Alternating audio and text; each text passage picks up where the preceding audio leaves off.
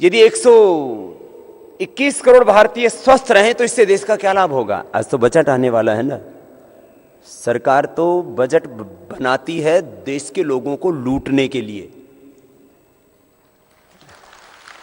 ये सच्ची बात कह रहा हूं। हां, वो गरीब आदमी को लूटती है इनडायरेक्ट टैक्स लगा के, उसको पता भी नहीं लगता। गैस, डीजल, पेट्रोल, हर चीज के ऊपर भारत में 65% टैक्स होता है, एवरेज टैक्स। बाएं पर नीचे, दाहिने ऊपर, इसको जरा समझो। अर्थात हमें 100 रुपए की जो वस्तु है वो कम से कम एवरेज 165 रुपए की मिलती है, खाली टैक्स के कारण से। बाकी जो बनाने वाले उनका प्रॉफिट अलग है, ट्रांसपोर्टेशन अलग है, फिर जो उनको उपलब्ध कराने वाले अलग अलग जो लोग हैं उसकी पूरी चेन होती है।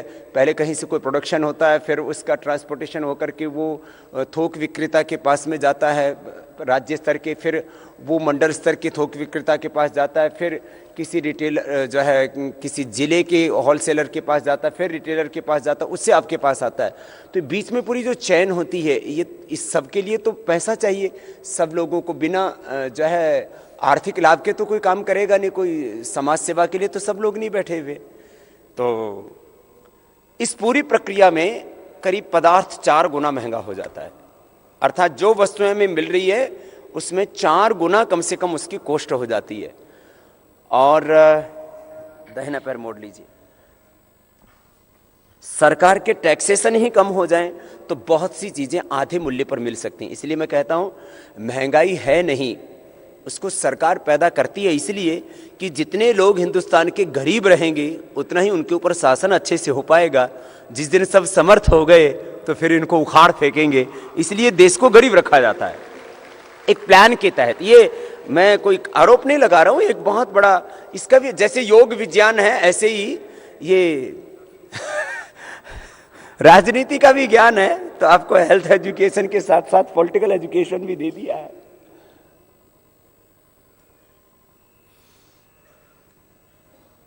गैस का जो एक्चुअल दाम होता है वो 200 सवा 200 रुपए होता है।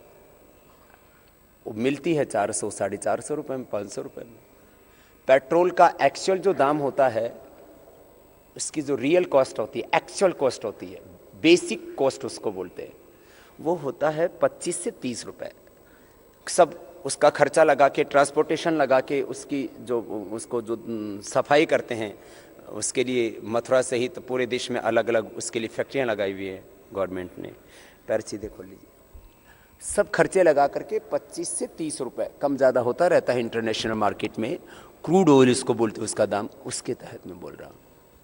तो सरकारें कभी भी नहीं चाहेंगी कि देश के लोग धनवान बने, इसलिए गरीब लोगों को गरीब रखा जाता है इनडायरेक्ट टैक्स लगा करके, जैसे उनको पता भी ना लगे और उनसे ले लें।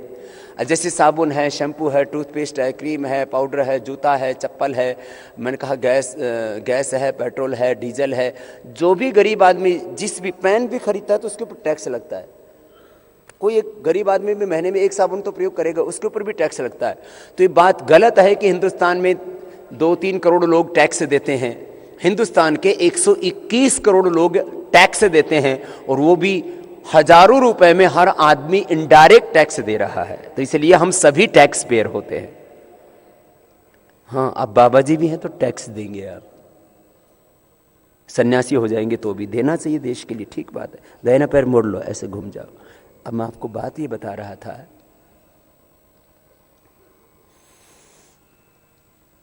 इसके बहाने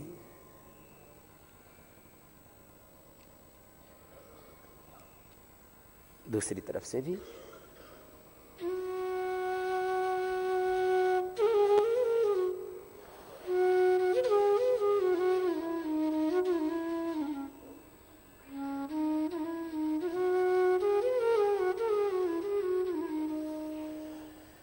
पैर सीधे, चार आसन बैठ करके होगी ना, अब चार आसन लेट करके करेंगे, पेट के बल लेट जा।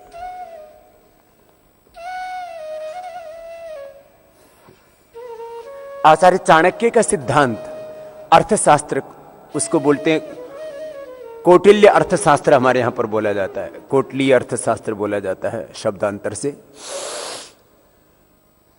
आचार्य चाणक्य का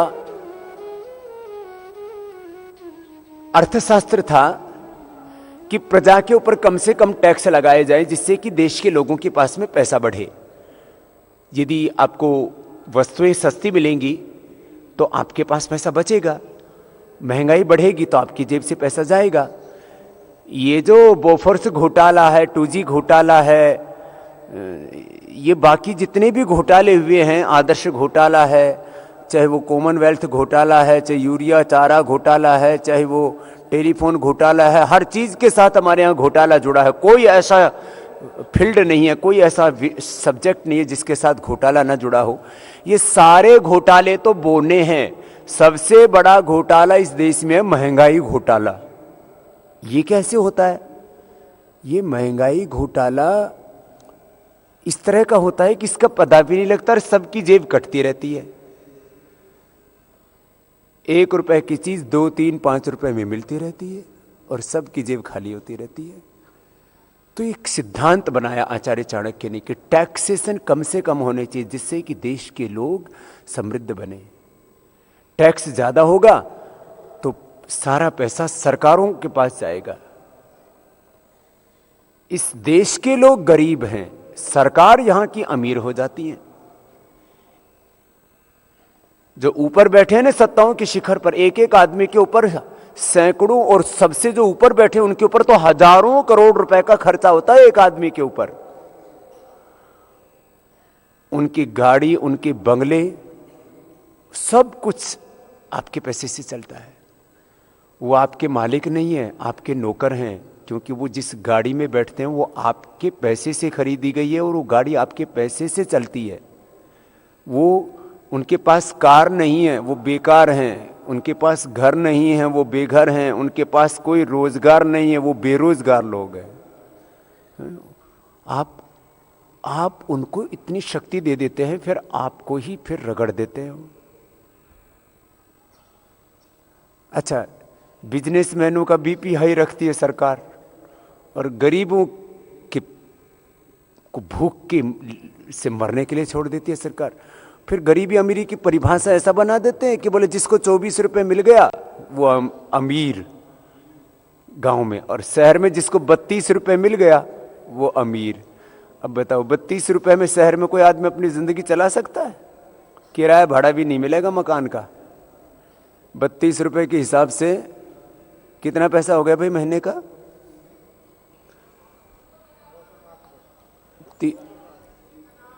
1000 रुपए में कमरा मिल जाता है शहर में, दिल्ली, मुंबई, कलकत्ता में। 907 रुपए में तो किराया भी कमरे पर, हाँ? 960 रुपए में किराया मिल जाएगा। बस का भी किराया पूरा नहीं होगा, घर का कहाँ होगा? हाँ? ये इनकी परिभाषाएं हैं। खैर, क्योंकि आज बजट का दिन है इसलिए थोड़ा सा मैं बजट तो नहीं बना सकता, लेकिन ये बजट जो बनाने वाले लोग हैं इनकी नीयत तो बता सकता हूं। दोनों हाथ छाती के दोनों साइड। जितना मैं योग शास्त्र के बारे में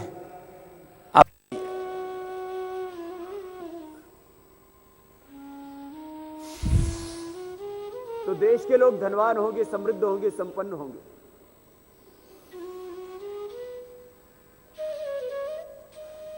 और दूसरा वो सिद्धांत कहते हैं जिस देश का राजा झोपड़ियों में रहता है उस देश की प्रजा महलों में रहती है, और जिस देश का राजा महलों में रहता है उस देश की प्रजा झोपड़ियों में रहती है।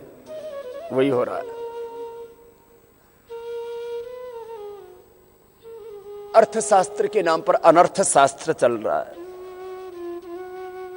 बहुत दुर्दशा देश ही नहीं, पूरी दुनिया की। फिर इसमें काले धन की अर्थव्यवस्था, बेईमानी करके, चोरी करके, धोखा और विश्वासघात करके अपने अपने मुल्कों के साथ, फिर कुछ लोग जो तथाकथित ताकतवर लोग जिनको कहते हैं corrupt politicians, corrupt bureaucrats and corrupt corporate,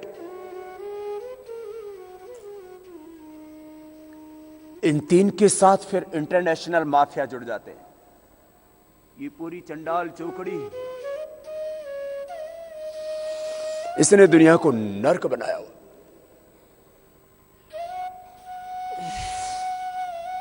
ये भुजंगासन किया, रोज ये 12 आसन करने, सलभासन।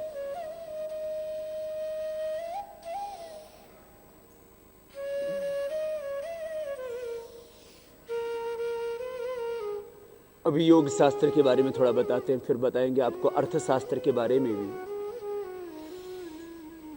भारत में जो बजट बनता है वो वास्तव में भारत का एक्चुअल बजट है ही नहीं, भारत की वास्तविक अर्थव्यवस्था का बजट नहीं है, भारत के 121 करोड़ लोगों का बजट नहीं है।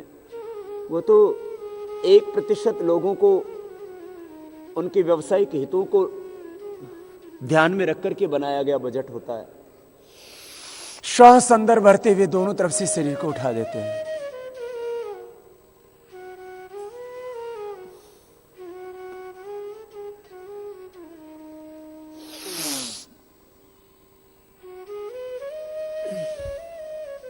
सीधे लेट जाओ। मरकटासन, कमर के लिए आपको आसन कराते हैं। एक बात बीच में मन में आ गई है, उसको बता के फिर मैंने कहा पूरी बात बाद में रखता हूं। घुटने पंजे पास में, दोनों हाथ कंधों के बराबर। जो सबसे दरिद्र लोग हैं वो सबसे अमीर हो गए, और जो इस देश के साधारण लोग हैं, सामान्य लोग हैं, मेहनत कश लोग हैं, वो सबसे जो समर्थ होने चाहिए थे, जो संपन्न होने चाहिए थे, उनका जीवन नरक बन गया।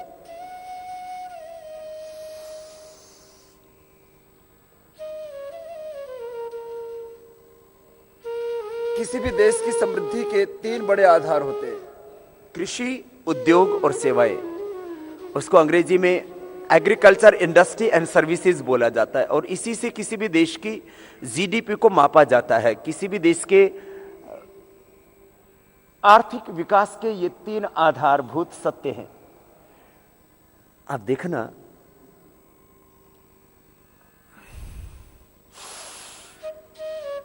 सबसे ज्यादा धनवान कौन है? पॉलिटिशियंस और कॉर्पोरेट। इन दोनों के पास पैसा किसका है? पॉलिटिशियंस के पास ना वो खेती करते हैं, ना कोई उनके उद्योग हैं,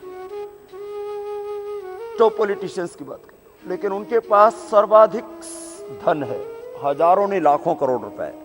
कॉर्पोरेट्स के पास में पैसा है। ये किसका पैसा है? ये देश के आम लोगों का, देश के आम लोगों के टैक्स का पैसा और पूरे देश के संसाधन, क्योंकि राजनेताओं के नियंत्रण में होते हैं। और जो टॉप कॉर्पोरेट लोग होते हैं वो देश के लोगों को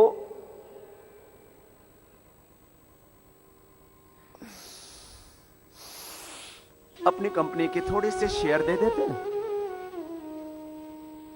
और जो देश के आम लोग बचत करके बैंकों में हर साल लाखों करोड़ रुपए जमा कराते हैं, उसको वो कर्ज पर ले लेते हैं और उससे वो धनवान बन जाते हैं।